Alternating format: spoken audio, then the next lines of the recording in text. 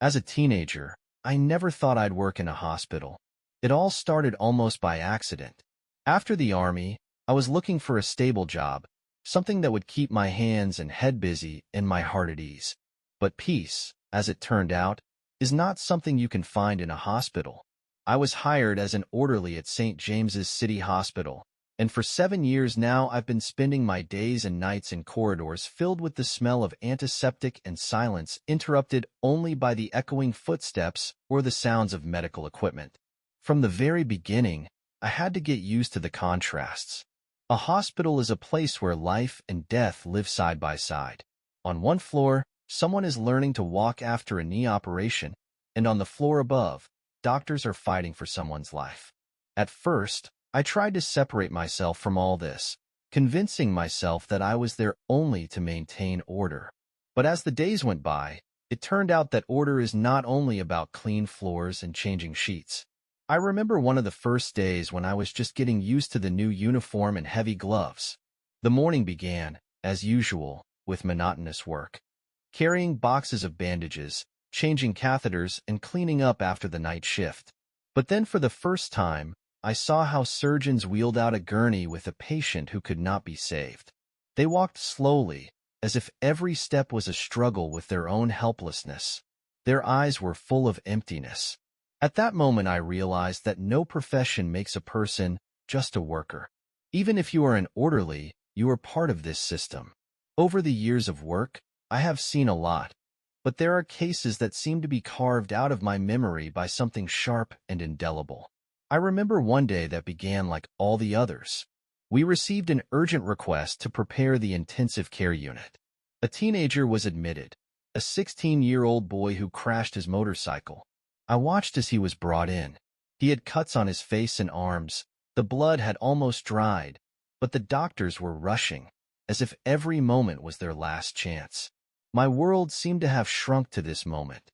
I was wiping the floor, but out of the corner of my eye I saw the surgeons exchanging glances, casting short glances at the monitor. The pulse line was trembling and twitching on the screen, and I was mechanically wiping the red stains off the floor. In moments like these, it always seems like time is slowing down. I stopped noticing the hum behind the wall, the footsteps in the hallway, the smell of bleach. All that was left in the world was this room, this boy, and a heart that seemed about to stop. I remember the doctor raising his head and looking at me. He didn't say a word, but I understood. They did everything they could. I went to the end of the hallway to catch my breath. Something squeezed in my chest. For some reason, I remembered my younger brother, who also loved motorcycles. He was luckier. Sometimes people think that being a nurse is like maintenance. But when you take out a garbage bag that weighs too much and is too heavy for regular garbage, you begin to understand this is not working with your hands. This is working with your heart. I have seen old people hold a nurse's hand tightly while they are given an injection. I have seen a young woman hug a pillow after a difficult operation because she had no other support. I have seen nurses watch over the bed of an old man who died that night, but they stayed with him until the end. All this is remembered, like the pages of a book that you never wanted to read, but now you can't put it down. Once, during one of my night shifts, I was cleaning the ward after a patient who was discharged. Everything was normal. Changed the bed linen, wiped the furniture and floors. But on the bedside table I found a note left. On a yellow notepad, written in scrawl letters, was the message, "Thank you for the warm bed and care. Life goes on." It was a simple note, but I stood there looking at it longer than necessary. Not because it was a rare gesture, but because I suddenly felt, we are all here to remind people that life goes on. Sometimes I think about how many stories pass through our corridors. My job allows me to see people in their most vulnerable moments. A person can be rich, poor, famous, or homeless, but in a hospital, everyone is equal. No one is safe from pain and fear. One day, a woman who gave birth prematurely was brought to us. She looked so fragile that I was afraid that a gust of wind would tear her apart. She was barely breathing from weakness, but her eyes shone with such strength that I still remember that look. A week later, she was already able to sit up in bed and hold her baby in her arms. And when I saw them together, I thought, this is life that does not give up. People often ask me how I manage to do this job without losing faith in goodness. My answer is always the same. I believe because every day I see someone continue to fight. And it's true. I saw a mother's fight for her child. I saw an old man's fight for the opportunity to live another day. I saw a doctor's fight, who did everything possible to bring a person back from the dead. And I understand that this is a fight that will never end. Every morning, when I enter the hospital, I see a reflection in the glass doors. This is no longer the guy who came here for a stable job. Now I know that working in a hospital is not about stability, it is about the ability to withstand a storm. And even if I do not wear a white coat and do not make diagnoses, I am still a part of this storm. There are days when it seems that nothing has changed. The corridors are still empty, ambulances bring people, and I still wash the floors and carry boxes. But inside I know, every day is unique, and even if no one says thank you to me, I will know that I did something important. Maybe not always great, but definitely important. Every night brings silence and anxiety. In these empty corridors you can hear the beating of your own heart. But I know that with every step, with every drop of sweat, with every clean sheet, I also participate in the fight for someone's life. And perhaps this is the most important thing I can do. When you work in a hospital for a long time, you develop a special sense of time. It is not connected with the clock or the shift schedule. Here, time moves differently, not by minutes and hours, but from an emergency call to a long-awaited exhalation. I have learned to determine what kind of day it will be by the first minutes after arriving at work. If I hear quick steps rushing along the corridor, expect a fuss. If everything is quiet and measured, then you can prepare for something unexpected. Because the silence in the hospital is always the calm before the storm. One day I came to work and immediately felt this strange tension. The surgery department was unusually quiet. I passed by the nurses' station, where life is usually in full swing. Calls, paper reports, the rustle of forms. That day they sat silently, only occasionally talking in half-whispers. I did not ask what was going on. In a hospital, you quickly learn not to ask unnecessary questions, but to observe everything very carefully. My work began with the usual: checking equipment, replacing used products in the wards, and cleaning the operating rooms after the night shift. My hands work on their own, and I have time to think about many things. Thoughts swarm like bees. Sometimes I think about my parents, whom I have not visited for a long time. Sometimes I remember old friends whom I hardly see. But that day the thoughts were like muddy water. Something vague and disturbing was in the air. At lunchtime, a patient was brought to the department. They were rolling his gurney so fast that I barely had time to step aside to avoid getting hit. In moments like these, you always freeze. It seems like they are simply carrying a person, but everything around seems to slow down. You immediately understand that this is serious. Later, I learned that it was a firefighter who had suffered serious burns. He was only 32 years old. He saved a child from a burning house and ended up trapped himself. The doctors said that there was a chance, but it was small. When I went into the operating room after their work, there were still red stains on the floor. There were traces of burnt gauze in the sink. I tried not to think about the fact that it was the blood of that very firefighter. In moments like these, it is easier to perceive everything as a set of tasks. Clean this up, wipe that, prepare the operating room. But my heart tells me that behind each task there is someone's life. That day, another incident happened that I remember. I will not forget it, no matter how much I would like to. An elderly woman with a heart attack was admitted to the intensive care unit. She looked like an ordinary grandmother, small, fragile, her face pale, as if carved from white marble. She was brought in serious condition, and the doctors immediately began resuscitation. I helped, handed over clean sheets, prepared instruments, and removed everything unnecessary. Her heart stopped twice. I saw the doctor doing cardiac massage, his hands moving with such force and precision, as if it was the last thing he could do. In these moments, you feel the fragility of human life more than ever. But something happened. After the second time, the monitor emitted a long, drawn-out beep. The doctors exchanged glances. I stood in the corner, quiet, as if afraid to disturb their silence with my presence. She was gone. And although I had seen it dozens of times before, for some reason that incident affected me more deeply. I don't know why. Maybe because she looked like my neighbor Mrs. Hope, who always treated me to apple pies when I was a child. Maybe because her face was so peaceful, as if she had already accepted her departure as inevitable. After the end of my shift, I couldn't go home right away. I stayed to sit on the bench in the hallway. Here you can often see colleagues who also sit silently. We don't say words to each other. We just understand that sometimes it takes time to digest the day. One of the paramedics once told me, in the hospital, you can't always help the patient, but you can always support those who help. These words stuck in my head. There are days when you think that this is too hard, but the next day it all starts again. This time, a girl came to the department, 8 years old, both legs broken after falling from a swing. She was scared, but she tried to hold on. I saw her on a gurney when I passed by. Her eyes were wide open, her face tense, but she was silent. And her look, full of childish strength and fear at the same time, reminded me why I was still here. A week later, I met her again, this time in the ward. She was sitting on the bed with her legs in plaster and coloring in an album. I was amazed at how quickly children adapt. She smiled at me and waved her hand. It seemed like a small thing, but I felt a warm wave inside. This is not the kind of job where you get praised or thanked.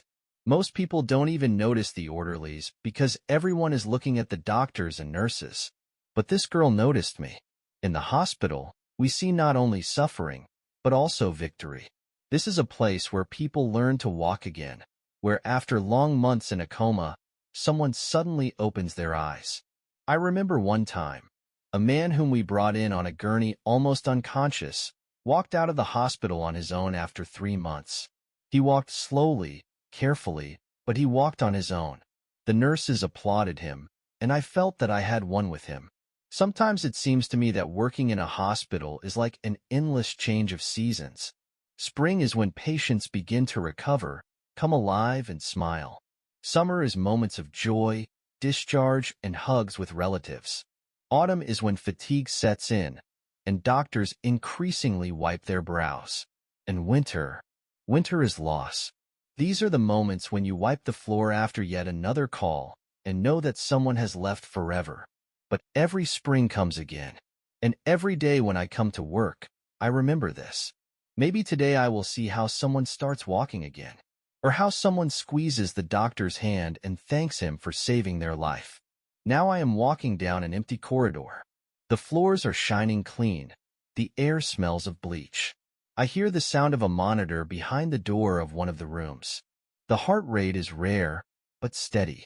Somewhere down the corridor a nurse is passing with a tray. All is calm, but I know that it is only for a moment. Because the hospital does not sleep. It is always on the border between life and death. And I am here too, amidst this silence, amidst victories and defeats. My heart beats in time with the rhythm of the monitors. And I know that somewhere behind the doors right now someone is fighting for another day of life. When you work in a hospital for a long time, you gradually begin to perceive it as a living organism. Everything here breathes, hums, moves. The sounds of monitors, the rustle of footsteps, the light hum of ventilation. All this merges into one continuous background. At first, these sounds oppressed me, especially at night. It seemed that someone was watching you behind every door. But over time, you understand that it is not the sounds that frighten you, but what they foretell. That day I felt that something was going to happen. It was an ordinary morning. Blindingly white corridors, cool air from the air conditioners, and unbearably bitter coffee in a plastic mug. I was tucking in the sheets in the ward after discharging a patient when I heard the ambulance siren. It sounded louder than usual. In such cases, you already know. It will start soon. The gurney with the patient was rolled in through the central entrance, and already from their faces I understood that the situation was serious. It was a middle-aged man, about 45. His shirt was in dark spots on the chest, but the main detail was his eyes. He was conscious. Usually patients in such a state are either unconscious or immersed in semi-delirium. But he looked, clinging to this world with his gaze, as if he himself was trying to hold on to the edge. He was quickly transported to the operating room, but even from there you could hear the doctors shouting short commands. I stood behind the door and felt a pulsation in my ears. It was my heart, which for some reason began to beat faster. At such moments, I try to distract myself with work, because if you stand idle, you begin to imagine everything that is happening there, behind the door. 40 minutes later, the surgeons came out. One of them pulled off his mask and exhaled tiredly, resting his hands on his hips. They had done all they could. I realized this even before I heard their footsteps. All that was left for me was to go inside and do my part of the job. On the operating table, he no longer looked like that man with burning eyes. Everything became calm and quiet, but this silence was the hardest of all. I collected all the used instruments and began to wipe the floor. At such moments, your gaze involuntarily falls on the little things. Suture material, an empty syringe, a napkin thrown on the table. These details cling to your memory, stay with you, like scraps of someone's life that were not put together in time. As I was leaving the operating room, I saw a woman in the corridor. She sat on a chair, her face in her hands. Her shoulders were shaking, but she didn't make a sound. The nurse stood next to her, but she didn't say anything. She just stood there, as if holding her with her silence. I didn't know who she was, but I knew it was someone close to that man. It wasn't the first time I'd seen such silence within the walls of a hospital, and every time it was stronger than any screams. That day I left earlier than usual. Sometimes you just need to go outside and get some fresh air. Outside, everything was as if nothing had happened. People were hurrying to work, cars were moving at their usual pace, birds were singing somewhere above the parking lot. But inside, everything was different. I stood at the hospital door and looked at this world as if I was seeing it for the first time. Everything went on as usual. But a hospital doesn't always leave an emptiness behind. There are other days when even the most tired orderly leaves work feeling victorious. That was the day when a boy was born, who was named Ben. I was on shift cleaning the maternity ward. When a gurney with a woman in labor passed me, I heard her heavy breathing and saw a nurse squeezing her hand. 2 hours later, the baby's cries broke the silence. They weren't just cries. They were a signal, I'm here. I'm alive. Later, I met this woman again. She was lying on a bed, holding her son in her arms. Her face was tired, but somehow joyful, as if she had accomplished a great feat. Her husband was standing next to her, and their hands were intertwined. I didn't bother them, I just walked past, but this picture stayed with me. That's what's amazing about the hospital. At one end of the hallway, someone is leaving, and at the other, someone is coming into this world. No 2 days are the same here, and each one becomes a part of your life. The most unexpected event for me was meeting that fireman who was brought in burned. 3 months after the operation, he came back. But this time, he came himself. I was walking down the hallway when I saw him. He was standing at the entrance with a box tied with a yellow ribbon.